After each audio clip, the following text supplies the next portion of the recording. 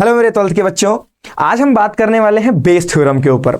आपने इससे पहले वाला जो लेक्चर आपको प्रोबेबिलिटी का है, that is probability part 1। I hope आपने उसको देखा होगा और अच्छे से आपको समझ आया होगा कंडीशनल प्रोबेबिलिटी क्या होती है, इंडिपेंडेंट इवेंट्स क्या होते हैं और मल्टीप्लिकेशन थ्योरम हम कैसे यूज करते हैं प्रोबेबिलिटी में। एग्जाम्पल के साथ था। आज का लेक्चर भी आपका एग्जाम्पल के साथ है, प्लस होमवर्क भी मैं आपको दूंगा यहाँ पर। अब बेस थ्योरम जो है वो आपका सबसे ज्यादा मतलब सभी टॉपिक से ज्यादा प्रोबेबिलिटी में इंपॉर्टेंट टॉपिक आ जाता है बेस थ्योरम। हर साल लगभग बोर्ड एग्जामिनेशंस में, हमारे इंटरनल एग्जामिनेशंस में इसका एक क्वेश्चन तो आपको दिखता ही दिखता है, वो भी लॉन्ग में दिखने लगता है, राइट। अब बेस थ्योरम समझने के लिए कि बेस तो मैथमेटिशियन तो उन्होंने थ्योरम क्यों दी, कैसे दी, है ना, इसका जो आपका डेरिवेशन है मतलब कैसे बन जाती है, ऐसे करके।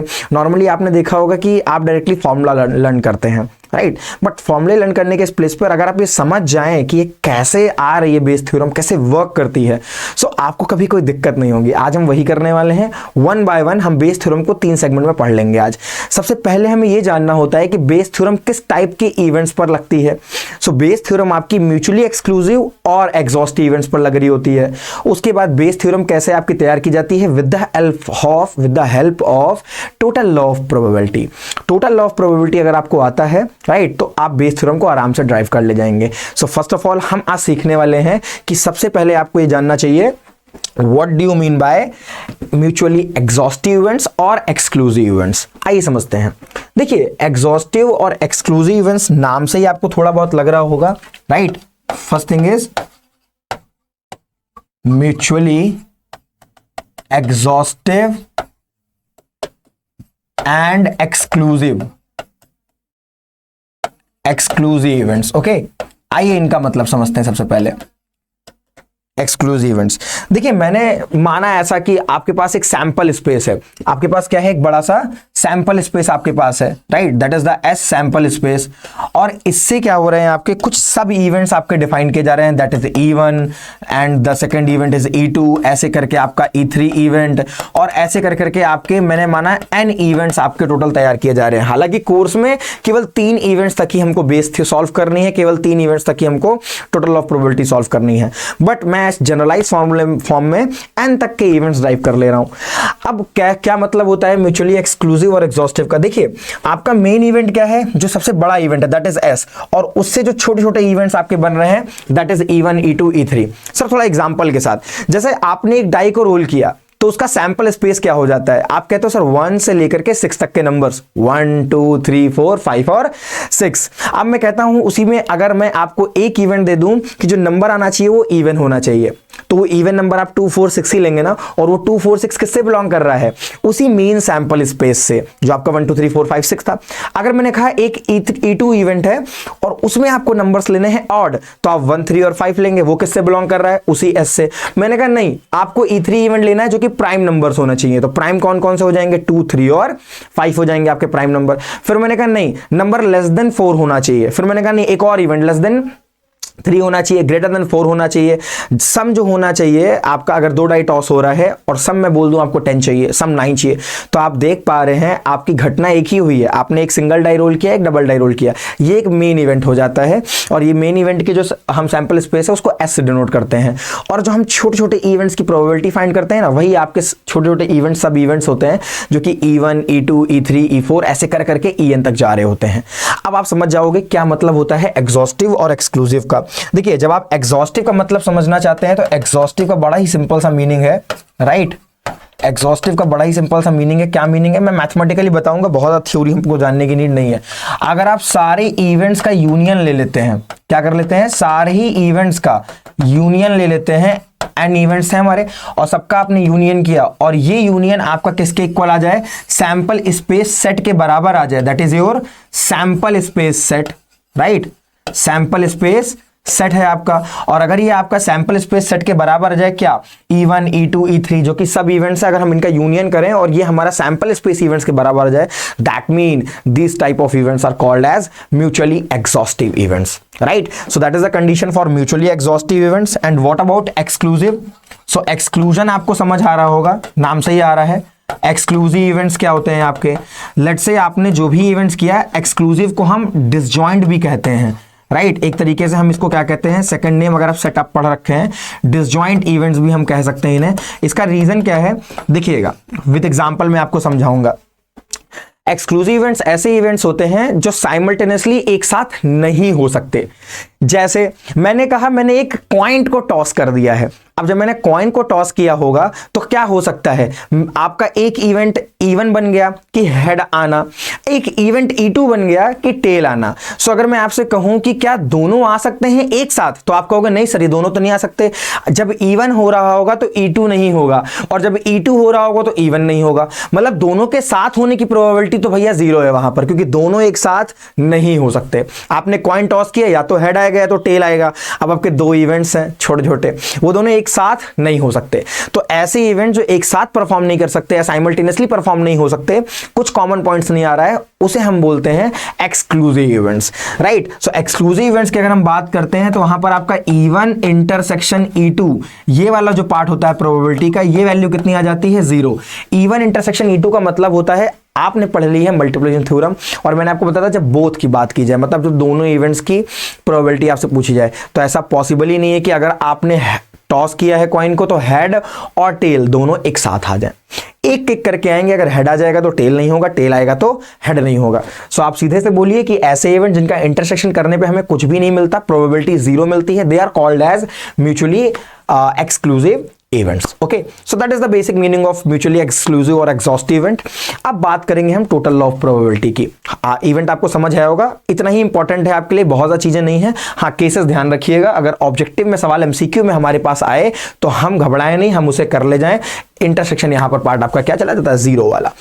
आइए बात करेंगे हम नेक्स्ट पार्ट की, and that is our total law of probability. Okay, and यही से बेस थ्योरम अभी स्टार्ट हो जाएगी आपकी, total law of probability. Probability का टोटल लॉ क्या है समझिएगा, बहुत ही सिंपल है, बहुत ही सिंपल तरीके से भी मैं बताऊंगा भी आपको।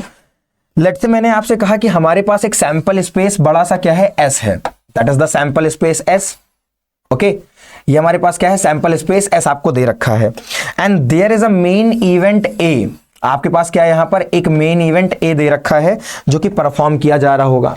एक्चुअली जब हम बेस थ्योरम की बात करेंगे यार, टोटल ऑफ प्रोबेबिलिटी की बात करते हैं, तो वहां ऐसा नहीं कि केवल 2 इवेंट हो रहे होते हैं, चांसेस ज्यादा हो जाते हैं। वहां पर एक मेन इवेंट होगा, उससे रिलेशन में 2 इवेंट हो रहे होंगे, 3 इवेंट्स हो रहे होंगे, ऐसा करके थोड़ा सा बन जाता है वहां पर। मतलब लगती कंडीशनल ही प्रोबेबिलिटी है, वैल्यू भी हम कंडीशनल प्रोबेबिलिटी की निकालते हैं, लेकिन अब इवेंट्स इतने ज्यादा हो जाते हैं कि वो बेसिक तरीके से क्वेश्चन को सॉल्व करना मुश्किल हो जाता है, तब हम वहां पर बेस थ्योरम लगाते हैं। अब आपको पूरी तरीके से समझ आएगा, ये कुछ भी नहीं है, that is the conditional probability. बिल्कुल, बस एक नया मेथड मिल जाता है। मैंने आपसे कहा कि आपके पास कुछ इवेंट्स आ गए, जैसे आपके पास ये E1 इवेंट आ गया, राइट। एक इवेंट ऐसा है जो E2 इवेंट है आपका, ओके, और ऐसे ही आपके पास E3 इवेंट है, और ये ऐसे करके कहां तक जा रहा है आपका, मैंने बोला कि आपका ये N तक जा रहा होगा, N इवेंट्स हो जाने वाले हैं। कितने नंबर ऑफ इवेंट्स है आपके पास, N इवेंट्स है। तो कुछ इस तरीके से आप देख सकते हैं कि कुछ कुछ कॉमन पार्ट आ रहा है। जैसे अगर मैं इस वाले पार्ट की बात करूं तो that is E1 intersection A, है कि नहीं, कि आप देख पा रहे हैं कि इस पार्ट के अंदर E1 इवेंट भी है और A का भी कुछ पार्ट आ रहा है। अगर आप देख पाए ये वाले स्लैश को, इस वाले पार्ट को, तो आप देख के बोलेंगे कि सर इसमें A भी आ रहा है इतने पार्ट में जो रेड से आपको नजर आ रहा है, और E2 भी आ रहा है, so that is E2 intersection A। समझ आई आपको मेरी बात। और उसी तरीके से आप बोलेंगे ये क्या है आपका, that is E3 intersection A। Yes और नो, अब आपको थोड़ा थोड़ा समझ आ रहा होगा। तो हम बोल सकते हैं ऐसे हमारे कुछ कॉमन पॉइंट्स आ रहे हैं, और ये जो इंटरसेक्शन वाला पार्ट है ये आप कंडीशनल प्रोबेबिलिटी में यूज करते आए हैं। अभी और मैजिक देखते हैं, थोड़ा सा समझिएगा भी आप। और आप देख सकते हैं कि E1 का E2 से कोई संबंध नहीं है, E2 का E3 से नहीं है, मतलब ये आपस में कैसे हैं, म्यूचुअली एक्सक्लूसिव है, एग्जॉस्टिव भी है, क्योंकि अगर आप सारे इवेंट्स की यूनियन कर देंगे तो आपको सैंपल स्पेस S मिल जाता है, जिसे हम यूनिवर्सल सेट की तरह यहां पर डिफाइन कर रहे हैं। अब आपको इतनी बात समझ आई होगी। अब हम थोड़ा सा और आगे मूव करते हैं इसमें। आपसे जैसे बोला जाए कि आपको A की प्रोबेबिलिटी फाइंड करनी है कि A की प्रोबेबिलिटी क्या हो जाए यहां पर। ओके, ये मेन इवेंट आपका होगा A, राइट। क्वेश्चन में ये आपका क्या होता है, that is your main event. मैं भी क्वेश्चन में आपको समझाऊंगा भी कि मेन इवेंट क्या है, सारी चीजें क्या हैं। जब लेक्चर को देखोगे पूरा तो आपको खुद ही आइडिया लग जाएगा, बड़े आराम से आपको आ जाएगी प्रोबेबिलिटी। अब आप जब PA निकालने जाएंगे तो हो किसके साथ रहा है, वो पी इवन भी है और पी इवन ए, मतलब आप देख पा रहे होंगे ये इस पे साथ भी है, ये इसके साथ भी है, ये इसके साथ भी है, ऐसे ही ये मूव करता जा रहा है। आपका इवन हो रहा है तो उसमें ए होने की प्रोबेबिलिटी है, E2 हो रहा है तो उसमें भी ए के होने की प्रोबेबिलिटी है। तो आप देख पा रहे हैं डायरेक्टली नहीं है, कुछ टुकड़ों में जा रही हैं चीजें, और हम यहां पर क्या करने लगते हैं, सबकी प्रोबेबिलिटीज को निकाल करके ऐड करना शुरू कर देते हैं। सबकी प्रोबेबिलिटीज को ऐड करना शुरू कर देंगे।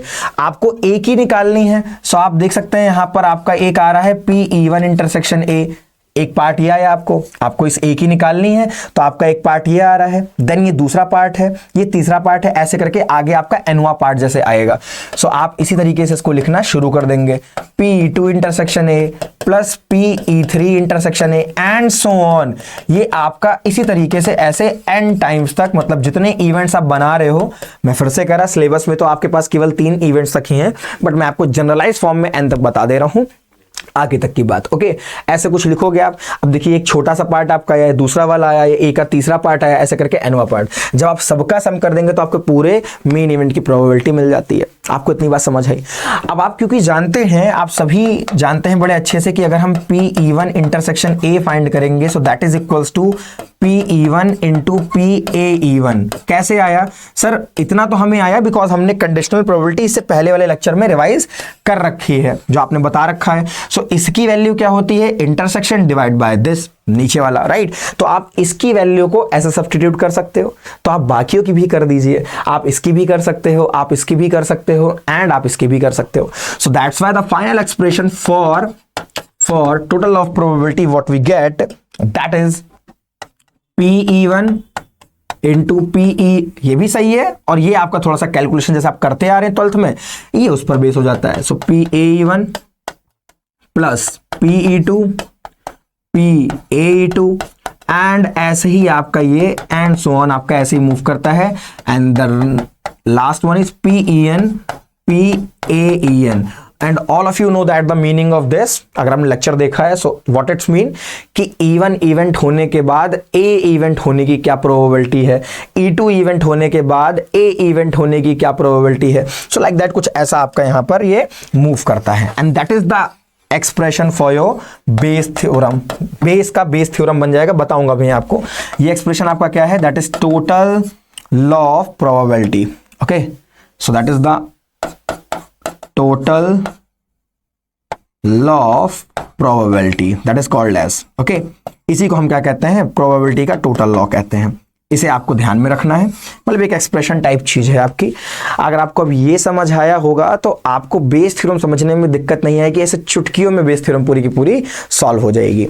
बस इतना सा ध्यान रखिएगा, बेस थ्योरम को पहचानने के लिए वहां पर एक इवेंट पहले ही हो चुका है, एक बड़ा सा सैंपल स्पेस है हमारे पास, मतलब एक बड़ा इवेंट है हमारे पास, कुछ घटना हुई, उसमें एक मेन इवेंट चल रहा होगा जिसका रिलेशन A1 वाले पार्ट से भी होगा, सेकंड वाले इवेंट से भी होगा, थर्ड वाले से भी होगा, उसका रिलेशन होगा, इनका आपस में नहीं होगा। ओके, अभी हम क्वेश्चंस करेंगे, आपको बड़े अच्छे से समझ आएगा। और ऐसे करके बहुत सारे इवेंट्स हो, सो उस केस में कंडीशनल प्रोबेबिलिटी फाइंड करने के लिए हम बेस थ्योरम का यूज करते हैं। तो अब आपको समझ आया कि हम बेस थ्योरम क्यों यूज करते हैं, तो आइए जरा उसको समझते भी हैं कैसे यूज करते हैं। Okay, so the final concept is base theorem,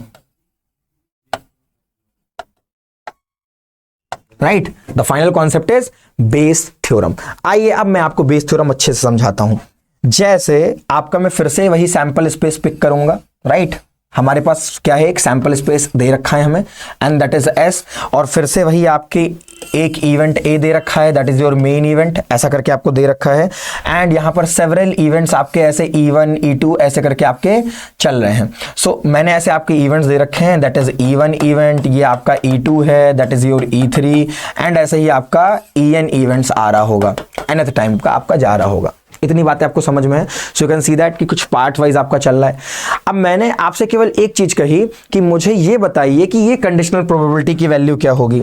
okay, अगर मैं आपसे बोल दूं कि इस कंडीशनल प्रोबेबिलिटी की वैल्यू क्या होगी, मतलब अगर कोई इवेंट ए हुआ है तो उसके इवन में होने की क्या प्रोबेबिलिटी है।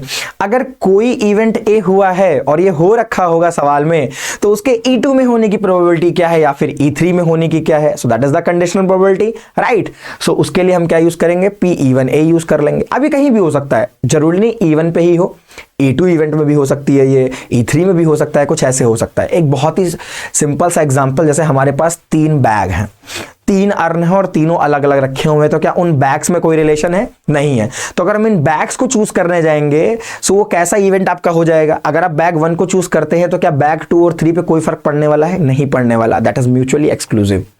अगर आप सारे बैग्स को मिला देते हैं तो जितनी बॉलें आपके पास थी आपने अलग अलग बैग में डाली, उनका सम करोगे तो फिर आपको वही सैंपल स्पेस की बॉल्स के बराबर मिल जाएगा, नंबर ऑफ बॉल्स के बराबर। That mean exhaustive. ये एग्जॉस्टिव हो गया। अब आप किसी एक बैग को चूज करते हैं, उसमें से आपको पता चलता है, बताया जा रहा है आपको द बॉल इज रेड। अब अगर ये एक रेड बॉल है और आपसे पूछा जाए कि बताइए किस बैग से निकली है, तो आपको उसके लिए क्या यूज करना पड़ेगा? Conditional probability. और आपसे बोला जा रहा है कि ये रेड बॉल E1 बैग से निकलने की प्रोबेबिलिटी क्या होगी, अगर ये रेड बॉल है तो E2 बैग से निकलने की प्रोबेबिलिटी क्या है, अगर ये रेड बॉल है तो E3 बैग से निकलने की प्रोबेबिलिटी क्या है, राइट। थोड़ा सा ऐसे ही काम आपका चल रहा होगा। अब उसको कैसे फाइंड करेंगे, कैसे सॉल्व करेंगे, उसको थोड़ा सा मैथमेटिकल फॉर्मूले में लेकर के आते हैं और एक्सप्रेशन तैयार करते हैं। सर हमने तो इसका मतलब समझा हुआ है कंडीशनल प्रोबेबिलिटी में, कुछ भी रटना नहीं है, सारी चीजें आपको समझ के चलनी है, गारंटी है मेरी, समझते रहिएगा। P1 का अगर आप कंडीशनल प्रोबेबिलिटी का लेक्चर देख रखे हो तो उसमें हमने क्या समझा हुआ है? दैट इज P1 इनटू में PA। अब आप जानते हैं क्या करना होता है यहां पर। अच्छा मैं थोड़ा सा और आपको बताता हूं। P1 जाएगा आपका, भाई P1 है तो P1 आप लिखते हैं, राइट। और डिवाइड में क्या चला जाता है आपका? दैट इज ऊपर आपका इंटरसेक्शन रहता है, that's my mistake. P1 intersection A and in divide we have to write PA, right. ये था, ऊपर नहीं रहता, एक्चुअली वो इंडिपेंडेंट इवेंट की कंडीशंस थी। ओके, सो P1A को आप क्या लिखते हैं? P1 intersection A and divided by PA। इतनी बात तो आपको पता है, आपने कंडीशनल प्रोबेबिलिटी में पढ़ रखी है, बस यहीं से आपको शुरुआत करना है।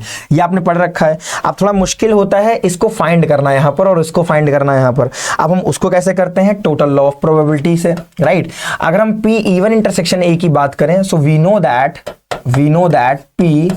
P1 intersection A and that is equals to PE1, okay, PE1 होता है। अगर हम बात करते हैं PE1 इंटरसेक्शन A की, so that is PE1 into में PAE1, ये हमें पता है पहले से। ओके, सो हम इस पर्टिकुलर का क्या करने वाले हैं यहां पर? यूज कर लेंगे। ओके, इसका हम यूज करेंगे and we know that PA by total law of probability, जो कि आपको मैंने ऊपर समझाई है, टोटल लॉ ऑफ प्रोबेबिलिटी। अब आपको समझ आया होगा गेम। एक्चुअली में बेस थ्योरम जो आप रटते हो उसे रटना नहीं है, उसे समझना था। सो P1A हमें मिल क्या जाता है? आप देखिए, P1 इंटरसेक्शन A को हम कंडीशनल प्रोबेबिलिटी की हेल्प से कुछ ये भी लिख सकते हैं एंड ये आपने मल्टीप्लिकेशन थ्योरम ऑफ प्रोबेबिलिटी में मुझसे समझ रखा है। तो you can write it P1 into PA1। Okay, अब रटना नहीं पड़ेगा आपको। अगर आपको बेसिक चीजें आती हैं, जो मैंने बेसिक लेक्चर आपको दिया, आप कर ले जाएंगे। और इसकी वैल्यू क्या हो जाएगी? PE1 PAE1, right, plus PE2, okay, and PAE2। ऐसे करके आप देखोगे मूव करता जाएगा आपका, एंड सो ऑन, ये n टाइम्स तक आपका। अगर जितने इवेंट्स हैं उतना तक। अगर आपके केवल 2 इवेंट्स हैं तो आपको केवल 2 ही पार्ट लेना होगा। अगर 3 इवेंट्स हैं तो ये आगे आपका PE3 PAE3 बन जाता है। इस तरीके से क्या करता रहता है? आपका मूव करता रहता है। इसी को आप देखेंगे बुक्स में तो सिग्मा करके लिखा रहता है। आप चाहे महल अग्रवाल या NCERT जो भी अपनी टेक्स्ट बुक या RD शर्मा जो भी पिक करते हैं तो वहां पर आप देख पाते हैं कि सिग्मा करके लिखा होता है। एक्चुअली सिग्मा का मतलब होता है समीशन। तो ये सम चल रहा होता है और आपने देखा होगा एक वेरिएबल I ले लेते हैं, I की वैल्यू 1 से n तक मूव करा देते हैं वो। तो वही चीज है, 1 पे फिर सिग्मा 2 फिर सिग्मा 3, ऐसे करके ये जितने नंबर ऑफ इवेंट्स हैं आगे क्या करता रहेगा? मूव करता जाएगा। सो दैट इज द एक्सप्रेशन जो आप देखते आ रहे होंगे स्कूल्स में, अपनी ऑफलाइन कोचिंग्स में, जहां पर आप देखते हैं। और ये कैसे तैयार होता है, राइट, वो आपको अब आइडिया हो गया आई थिंक सो। अब आपको दिक्कत नहीं होगी इसके फॉर्मूले को तैयार करने में। सो that is all about the Bayes theorem. अब आइए बात करते हैं कुछ एग्जाम्पल्स की हम सभी, क्योंकि बेस थ्योरम में कुछ 4-5 एग्जाम्पल्स ऐसे हैं जो हमारे एग्जामिनेशन में वो टाइप हैं, सारे एक जैसे नहीं है, राइट। वो 4-5 टाइप के ऐसे क्वेश्चंस हैं जो हमारे एग्जामिनेशंस में कई बार आ चुके हैं। जैसे डिफेक्टिव आइटम्स वाला जो क्वेश्चंस है, बैग से नॉर्मल बॉल पिक करने वाला सवाल, कुछ कॉइन्स वाले सवाल ऐसे आते हैं बॉक्स में ही, आप देखेंगे आपकी टेक्स्ट बुक प्रॉब्लम्स में है आपके, राइट। तो वो आती रहती हैं, हम उनको डिस्कस करेंगे। ओके, लेक्चर को बहुत ज़्यादा लेंदी हम नहीं रखेंगे, कंसाइज वे में आपको प्रोवाइड करेंगे। चलिए देखिए, अगर हम फर्स्ट एग्जांपल की बात करें, so in the first example we have a bag. Okay, a bag contains 4 red and 4 black ball and another bag contain 2 red and 6 black ball. Okay, सो हमारे पास क्या है, यहां पर 2 बैग्स हैं. सो सबसे पहला काम हमें क्या करना है, अपने दोनों बैग को तैयार कर लेना है. तो हमारे पास क्या आ गए, 2 बैग. ये आपका आ गया बैग B1 और ये आपका आ गया बैग B2. क्या क्या बोला जा रहा है, बैग 1 के पास 4 रेड और 4 ब्लैक बॉल हैं.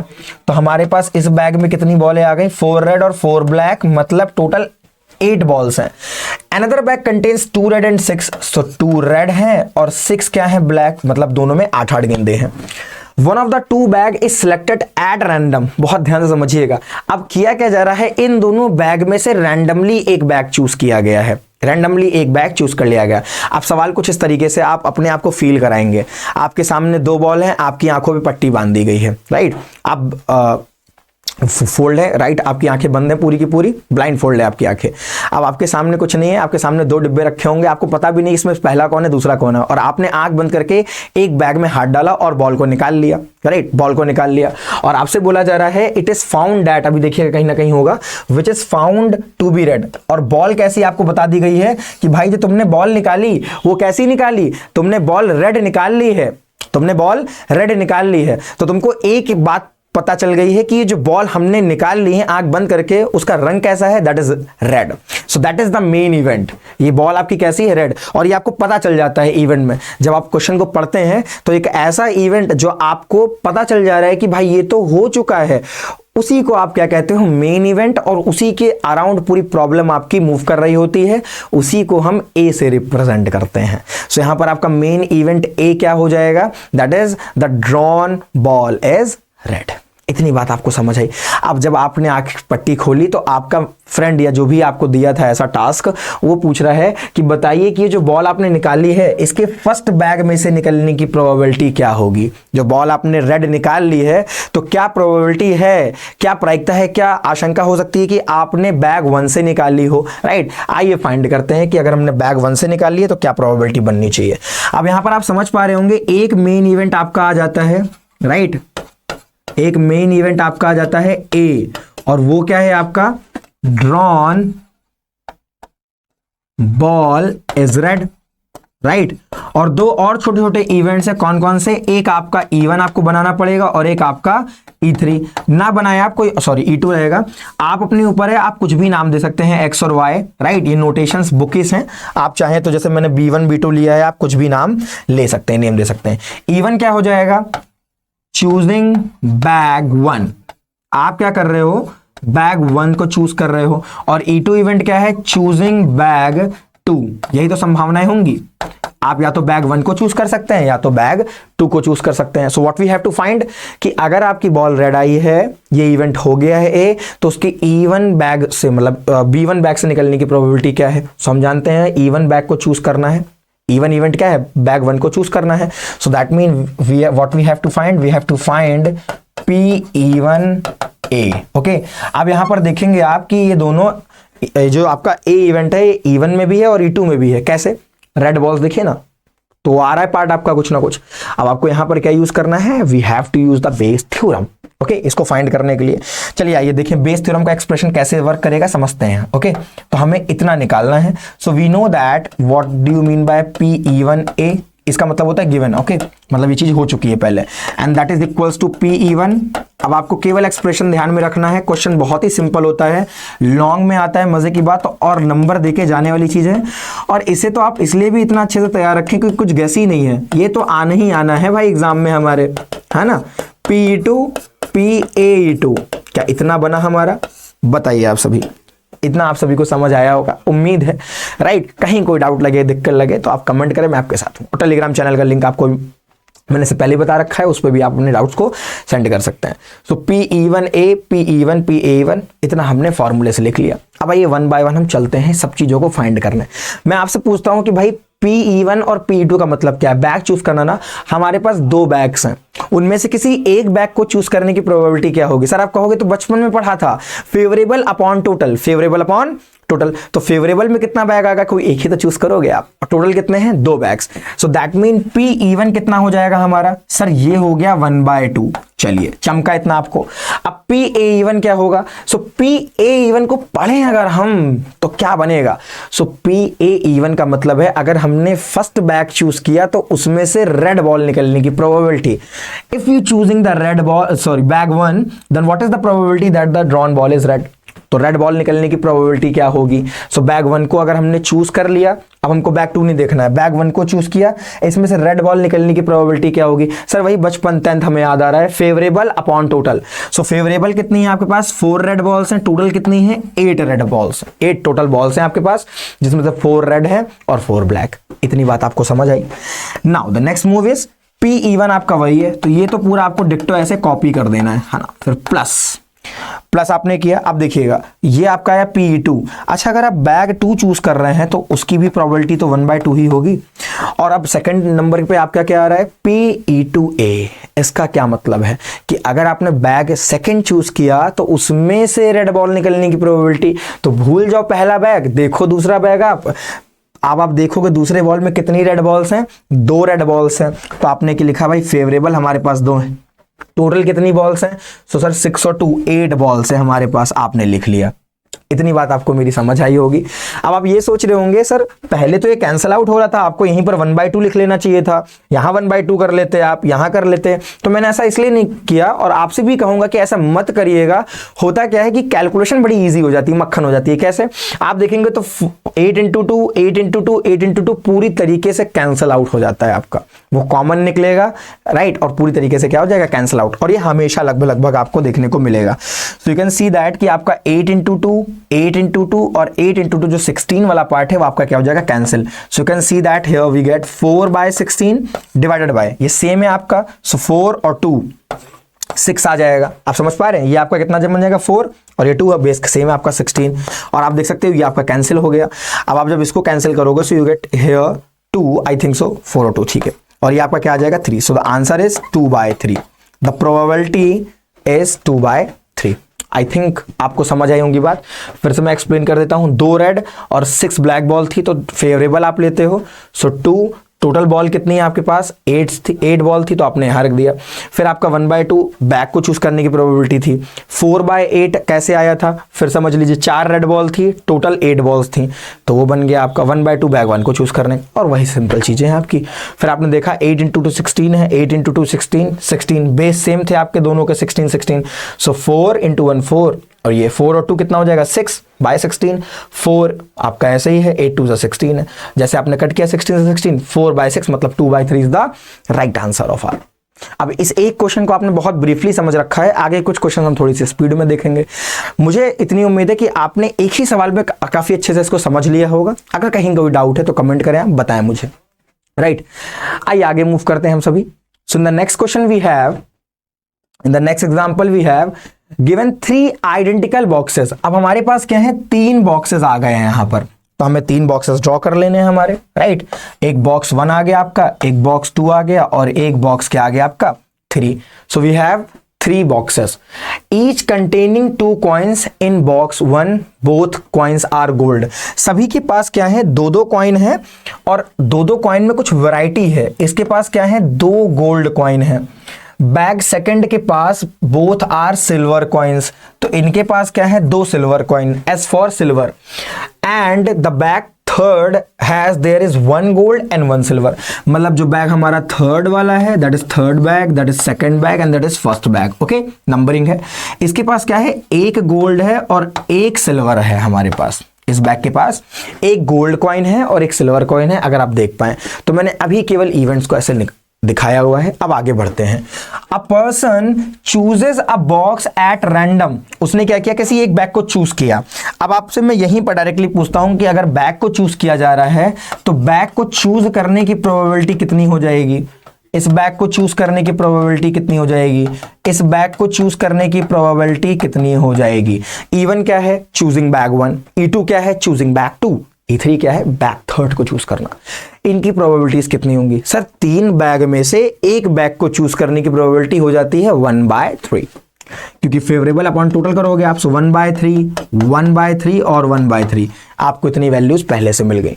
आगे समझते हैं क्वेश्चन क्या कहता है। रैंडम चूज किया, if the coin is of gold, और जो कॉइन उसने निकाला है वो कैसा नजर आया, गोल्ड का कॉइन है, मतलब उसने हाथ डाला और उसने जो कॉइन निकाला वो कॉइन कैसा निकल आया, वो गोल्ड कॉइन निकला। क्वेश्चन बहुत मजेदार है। What is the probability that the other coin in the box is also gold, तो क्या प्रोबेबिलिटी होगी कि जो दूसरा सिक्का है उस बॉक्स में वो भी एक गोल्ड ही है। आपको इसकी प्रोबेबिलिटी निकालनी है। कुछ समझ आया क्या? सर ये तो तभी पॉसिबल है, एक बॉक्स के अंदर दो ही कॉइन है। अगर हमने निकाल करके पहला कॉइन गोल्ड बता दिया है और बोला जा रहा है प्रोबेबिलिटी क्या होगी कि दूसरा कॉइन भी गोल्ड हो जाए, तो मतलब उसके अंदर दूसरा कॉइन भी गोल्ड होना चाहिए। तो ऐसा कौन सा बैग है हमारे पास जिसके पास दोनों क्या है, गोल्ड कॉइन्स हैं? तो आप देख सकते हैं दैट इज आवर बैग 1। हमारे पास बैग ही 1 ऐसा है जहां पर आपके पास दोनों कैसे हैं, गोल्ड कॉइन है। तो अगर एक गोल्ड कॉइन निकल गया तो दूसरा गोल्ड कॉइन उसी के अंदर पड़ा हुआ है। इसका मतलब हमें दूसरा गोल्ड कॉइन नहीं, इनडायरेक्टली ऐसा बोला जा रहा है। डायरेक्टली अगर आप समझे तो क्या है कि आपको बैग 1 चूज करने की प्रोबेबिलिटी पूछी जा रही है। आप मेरी बात समझ पा रहे हैं? क्योंकि दो गोल्ड कॉइन बैग 1 में ही है, राइट। सो हमें क्या करना होगा, we have to find P-E-1-A। अब आप अगर इतनी बात समझ गए हैं, आपको फाइंड क्या करना है पहले तो, और आपको गिवन क्या क्या है, राइट। तो क्वेश्चन आपका बेस थ्योरम से चुटकियों में हो जाएगा। आइए देखते हैं, चलिए। So we know that what do you mean by P-E-1-A? So that is equals to P-E-1 into P-A-E-1, okay, and whole divided by P-E-1 P-A-E-1, okay, plus P-E-2 into P-A-E-2, and क्योंकि हमारे पास यहां पर 3 events हैं, सो हमें यहां पर 3 terms तक इसे राइट करना पड़ेगा, राइट। अब आपको आइडिया लगा होगा। अब आप फाइंड कर लीजिए वैल्यूज सारी। सो आप जानते हैं P-E-1 कितना है, दैट इज 1/3। P-A-E-1 का क्या मतलब है, आप समझ चुके हैं, मुझे आइडिया है पूरा। भाई अगर आपने पहला बैग चूज किया तो उसमें से गोल्ड कॉइन निकलने की प्रोबेबिलिटी, बहुत ध्यान से समझिएगा। अच्छा मैं A इवेंट लिख देता हूं यहां पर, एक्चुअल में A इवेंट है क्या, ओके।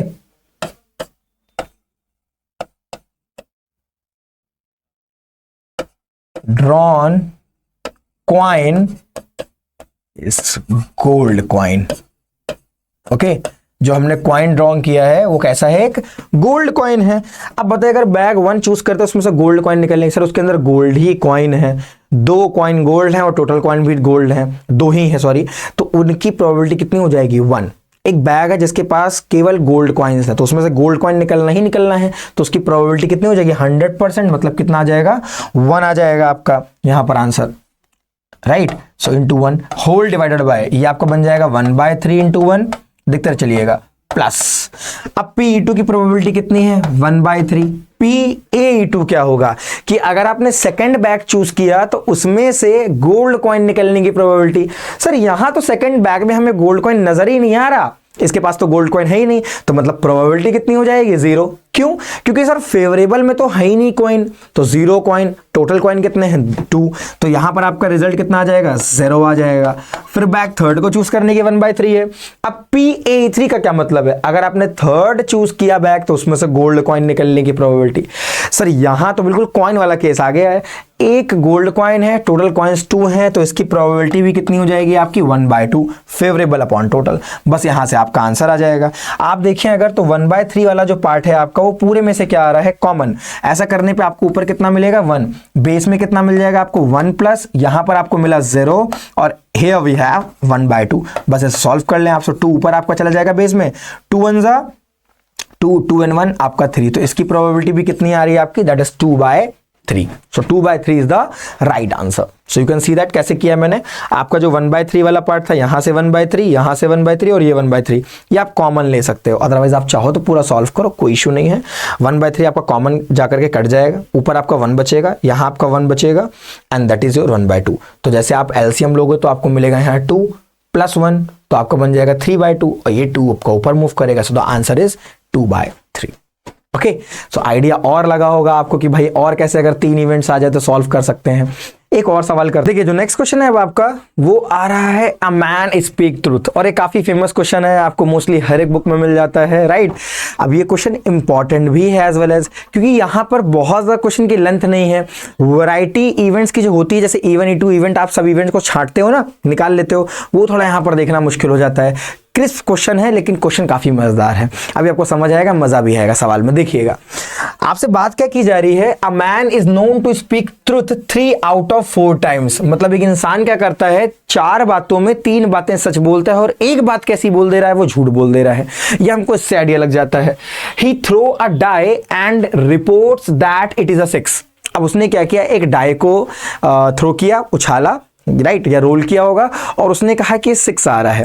तो आपके दिमाग में अब 2 बातें आएंगी, सर या तो ये झूठ बोल रहा है या तो ये सच बोल रहा है, और अगर ये सच बोल रहा है तो एक्चुअली में 6 आया होगा, और अगर ये झूठ बोल रहा है तो सर 6 नहीं आया होगा, जो बचे हुए 5 नंबर है उनमें से कुछ आया होगा, पर 6 तो नहीं आया होगा। तो आपको अब समझ पा रहे होंगे आपकी, जब ये इवेंट हो रहा होगा और जब उसने बोला कि भाई डाई पे 6 आया हुआ है, तो आपके मन में शंका आई, आपने कहा कि भाई 2 चीजें हो सकती हैं, या तो ये सच बोल रहा है और या तो ये झूठ। तो यहां पर पहले आपके 2 छोटे छोटे इवेंट्स तैयार हुए, कौन से, E1 E2। तो यहां पर आपको क्या करना है कि E1 E2 ले लेना है इवेंट, और एक इवेंट E2 ले लेना है, E1 और E2। अब E1 इवेंट क्या बताएगा, राइट, मैन स्पीक ट्रुथ। देखिए 2 कैटेगरी तरी बनी है आपकी, जब मैन क्या कह रहा हो, सही बोल रहा हो, एंड E2 इवेंट क्या होगा, मैन स्पीक लाई, जब वो इंसान झूठ बोल रहा हो। अब आपसे अगर मैं इसकी प्रोबेबिलिटीज पूछ लूं, सो आप जान रहे हो कि PE1 कितना है, दैट इज 3/4, मतलब 3 बातों में वो 4 बातों में 3 बातें सच बोल रहा है, तो सच बोलने की प्रोबेबिलिटी वो आपकी हो जाएगी 3/4, और झूठ बोलने की प्रोबेबिलिटी कितनी हो जाएगी, PE2, राइट, PE2 आपकी हो जाएगी दैट बिकम 1/4, वो आपकी 1/4 हो जाएगी। इतना आपको समझ आया। अब इवेंट में क्या हो रहा होगा, अगर वो सच बोल रहा है तो एक्चुअली 6 आना, या कुछ ऐसे आपके इवेंट्स तैयार हो रहे हैं, 2 पार्ट आपने तैयार किए, एक सच बोलना और एक झूठ बोलना। अगर वो सच बोल रहा होगा तो एक्चुअली में 6 आया होगा, अगर वो झूठ बोल रहा होगा तो 6 नहीं आया होगा, बचे हुए 5 नंबर में से कुछ आया होगा। इतनी बात आपको समझ आई। आप फाइंड क्या करना है, सबसे पहले आप ये देखोगे, हमें फाइंड करना है PE1A। इसका मीनिंग क्या हुआ कि आपको बताना है कि अगर 6 आया है तो एक्चुअली 6 आने की प्रोबेबिलिटी क्या है। इसका मतलब अगर हम दूसरे शब्दों में बोलें कि अगर 6 आया है तो क्या प्रोबेबिलिटी है कि वो पर्सन, जो आपका पर्सन है जो इसने रोल किया है, वो सच बोल रहा है, उसके सच बोलने की प्रोबेबिलिटी ही निकालनी है। अब आप यूज कर लेंगे बेस थ्योरम। क्वेश्चन आपके माइंड में फ्रेम हुआ होगा, फ्रेमिंग जरूरी है। सो PE1A कितना हो जाएगा, PE1 PAE1, okay, divided by PE1 PAE1, ये आपका एक केस तैयार होगा, and the another is PE2 PAE2, ये आपका बन जाएगा PAE2। इतना आया आपका। अब आप देख सकते हैं आपको इसको सॉल्व करना है, बहुत ही सिंपल। PE1 का सर हमको तो उसकी वैल्यू पता है पहले से, 3/4 है इनटू डिवाइडेड बाय, ये आपकी 3/4 है इनटू, हम उसको छोड़ देते हैं अभी, और ये आपकी 1/4 है इनटू। चलिए अब PAE1 का क्या मतलब है, PAE1 का मतलब यह है कि अगर वो सच बोल रहा है, वो पर्सन अगर सच बोल रहा है तो 6 आने की प्रोबेबिलिटी क्या होगी। तो आप जानते हैं कि एक डाई में 6 आने की प्रोबेबिलिटी क्या होती है, दैट इज 1/6। आपसे अगर बोला जाए कि आपने डाई को रोल किया, उसके ऊपर कितने नंबर्स होते हैं, 6 नंबर्स होते हैं, उसमें से कोई एक नंबर आने की प्रोबेबिलिटी क्या होती है, तो आप कहते हैं सर फेवरेबल में 1 और टोटल में 6, तो 1/6। तो उस डाई में 6 आने की प्रोबेबिलिटी कितनी हो जाएगी, 1/6। सर यही सेम चीज हम यहां करेंगे, बिल्कुल। अब इनटू नेक्स्ट केस आपसे क्या कहता है कि PE2 तो झूठ बोलने की, और अगर वो पर्सन झूठ बोल रहा है तो 6 आने की प्रोबेबिलिटी, तो क्या 6 आएगा। आप मुझे बताइए, अगर वो पर्सन झूठ बोल रहा है तो क्या वो 6 आया होगा, नहीं, वो 6 नहीं आया होगा। वो बचे हुए 5 नंबर जो 1 2 3 4 और 5 उनमें से कोई एक नंबर आया होगा। अब बताइए वो कितने नंबर्स हैं, 5 नंबर है टोटल, फेवरेबल हमारे पास 5 है, और टोटल कितने नंबर होते हैं, 6। तो ये कितना आ जाएगा आपका 5/6। बस आपको इतना सॉल्व करना है, that's it. So you can see that कि सर 6 × 4 24 हमारा क्या आ रहा है, कॉमन, सो इट बिकम 3/24। और ये मोस्टली क्या होता है, कॉमन आ जाता है, इनको आपस में कट करने की नीड नहीं है, टोटल कैलकुलेशन करना बहुत ही इजीली तरीके से कर ले जाओगे। सो 3 and +5 दैट इज 8, आप देख सकते हो यहाँ 3 मिलेगा, यहाँ 5, और बेस में कितना आ जाएगा 24। ये और ये वैल्यू हमारी क्या हो जाएंगी, cancel out. So the answer is 3/8। Answer is 3/8। I hope आपको समझ आया होगा कैसे मैंने किया हुआ है, राइट। थोड़ा सा बस आपको इवेंट्स को क्या करना है, देख लेना है कि कितनी पॉसिबिलिटीज हो पा रही हैं। एक इवन इवेंट है सच बोलने के लिए, झूठ बोलने के लिए। अगर वो सच बोल रहा है तो क्या कंडीशन बनेगी, अगर वो झूठ बोल रहा है तो क्या कंडीशन बनेगी। आई होप आपको समझ आया होगा। अब इसी के साथ साथ एक नेक्स्ट क्वेश्चन और है आपका, जो कि एक डिफेक्टिव आइटम्स को लेकर के यहां पर बात की जा रही है। कुछ ऐसा बेस परसेंटेज बेस क्वेश्चन है, और इसको भी आप देखेंगे टेक्स्ट बुक में आता रहता है, क्वेश्चन आता रहता है। अब यहां पर मैं आपको हिंट देने वाला हूं, ना कि पूरा क्वेश्चन सॉल्व करूंगा। यहां से कैलकुलेशन मैं आपसे करवाने वाला हूं और कुछ होमवर्क भी आपको प्रोवाइड करेंगे। अगर हम सवाल को पढ़ें तो कहते हैं कि a manufacturer has 3 machine, 3 machine है, ऑपरेट करती हैं ABC, 3 मशीनें हमारे पास है। ए प्रोड्यूस करता है 1% डिफेक्टिव आइटम, बी और सी 5 और 7% करती हैं, ठीक है। ए जो है वो 50% आइटम आपका वर्क करता है, तो 50% आइटम बनाता है। बी 30% और सी क्या करता है, 20% आपका बनाता है। A defective item is produced, what is the probability that it was produced by A? ऐसे क्वेश्चन आप देखोगे बल्ब के साथ आ जाते हैं, नट बोल्ट्स के साथ आपके टेक्स्ट बुक में सवाल मिलते हैं, जो भी आपकी नोटबुक है, राइट। अब करना क्या है इसमें, सबसे पहले तो आप ये देखेंगे कि यहां पर 3 मशीनें हैं आपकी ABC। अगर ये 3 मशीनें हैं तो आपको पहले 3 इवेंट डिफाइन करने पड़ेंगे, राइट। एक इवेंट आपका क्या आ जाएगा, PE1, एक PE1 आएगा आपका, एक क्या आएगा E2 आएगा, और एक क्या आएगा आपका E3। सो पहले तो मैं आपको इवेंट चलिए बता देता हूं ताकि आपको कंफ्यूजन ना हो। E1 इवेंट क्या है, product produce by a machine. E2 event क्या हो जाएगा, product produce by B event. Okay, वो किससे होगा, बी से। और E3 इवेंट आपका क्या हो जाएगा, that mean product produce by C operator या सी मशीन के जरिए हो रहा हो। अब आपको इसके आगे देखना होगा कि अगर आपके E1 E2 बन गए आपके, अब आपको प्रोबेबिलिटीज फाइंड करनी है। कैसे, अगर मैं आपसे बोलूं कि PE1 क्या होगा, नाउ व्हाट इज PE1, मैं आपको सारी वैल्यूज बताऊंगा। PE1 क्या है, मतलब प्रोडक्ट का ए से बनने का कितना प्रोबेबिलिटी है। तो आप देख पा रहे हैं परसेंटेज गिवन है, और परसेंटेज को प्रोबेबिलिटी की तरह ही होता है। आपसे बोला जा रहा है respectively A is in the job of 50%, मतलब 50% चांसेस किससे हैं, आपके ए से बनने के। तो 50 बाय आप क्या कर दोगे 100, एंड द प्रोबेबिलिटी बिकम 1/2। ये आपकी प्रोबेबिलिटी कितनी हो गई, 1/2। अगर मैं आपसे बोलूं PE2 कितना हो जाएगा इस केस में, सो आपकी B कितना काम करता है 30%, तो 30/100 मतलब आपका ये हो जाएगा 3/10 हो जाएगा आपका PE2। And what about PE3, आपका E3 इवेंट क्या हो जाएगा, PE3। सो आप देखते हैं 20% जॉब किसके जरिए होती है, C के जरिए, तो आपका 20/100 हो जाएगा, एंड इट बिकम 1/5। यहां पर आंसर क्या आ जाएगा आपका 1/5। तो क्या आपको ये तीनों चीज समझ आ गई होंगी, राइट। अब ऐसे सवाल होते आसान है, हम लेंथ देख करके परसेंटेज देख करके घबरा जाते हैं और करते नहीं हैं। अब आपको क्या निकालना है कि अगर वो आइटम डिफेक्टिव प्रोड्यूस हुआ है तो ए मशीन से निकलने की क्या प्रोबेबिलिटी है, राइट। सो आपको फाइंड क्या करना है, बेसिकली PE1A फाइंड करना है कि डिफेक्टिव आइटम है तो उसके मशीन ए से निकलने की प्रोबेबिलिटी क्या है। सो यहां पर आप क्या करोगे, PE1 करोगे आप, और PA1 करोगे आप। ए वही मेन इवेंट है, ए यहां पर क्या है, चूज आइटम में जो प्रोडक्ट प्रोड्यूस हुआ है, प्रोड्यूस्ड आइटम इज डिफेक्टिव, वो आपका कैसा है, डिफेक्टिव है, right, that's it.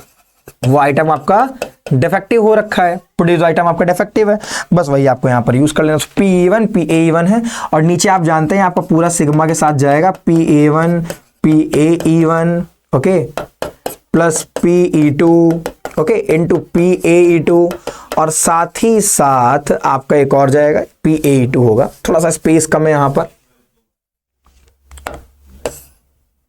PAE2 right, और एक आपका जाएगा प्लस PE3 और PAE3। सर आपने सारी हेल्प तो की, एक और हेल्प चाहिए हमें कि हमें AE1, AE2 और AE3 निकालना है, क्योंकि उनकी वैल्यूज हमें नहीं पता है। तो कोई नहीं ना, आप देख सकते हो कि इसका मतलब क्या हुआ, पढ़ो जरा। PE1A का मतलब कि अगर आपने एक डिफेक्टिव आइटम चूज किया तो उसका मशीन A से बनने की क्या प्रोबेबिलिटी है, राइट? नहीं सॉरी, इसका मतलब ये हुआ कि अगर आप मशीन A को लेते हो तो मशीन A से डिफेक्टिव आइटम बनने की probability.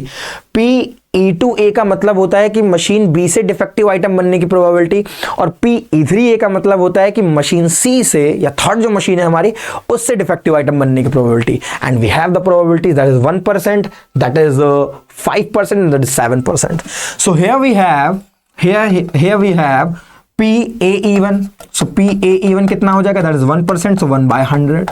Okay, and the next one is PAE2. So what about PAE2? So PAE2 is 5%, so that is 5/100. And what about PAE3? So the PAE3 is 7%, and that is 7/100.